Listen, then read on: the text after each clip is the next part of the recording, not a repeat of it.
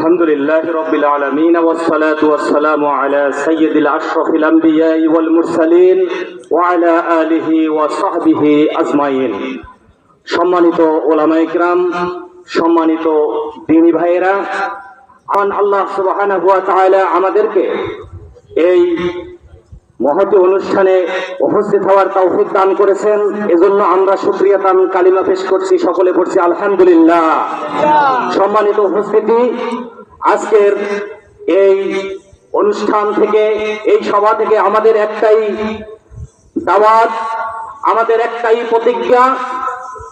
বিগত প্রায় 16 বছর এই দেশে যারা অন্যায়, অত্যাচার, নিপীড়ন, হত্যা, সন্ত্রাস, লুটতরাজ, চুরি ডাকাতি, মারামারি, খুন খারামি, নারী হরণ, নারী ধর্ষণ, শিশু হরণ, শিশু অপহরণ, জঘন্যতম অপরাধে লিপ্ত ছিল, তাদেরকে প্রতিহত যারা করেছে, আজকে যদি আমরা তাদের মান সম্মান রক্ষা করতে চাই, আমরা যদি তাদের রক্তের ইজ্জত আমরা বাংলার জমিনে প্রতিষ্ঠা করতে চাই, তাহলে আমাদের পরিবার থেকে শুরু করে আমাদের সামাজিক, আমাদের রাজনৈতিক, আমাদের ধর্মনীতি, আমাদের যুদ্ধনীতি, আমাদের বন্ধুনীতি, প্রত্যেকটি নীতি থেকে আমাদের কোরআনের আইন বাস্তবায়ন করতে হবে বলে বলেন, ঠিক কিনা?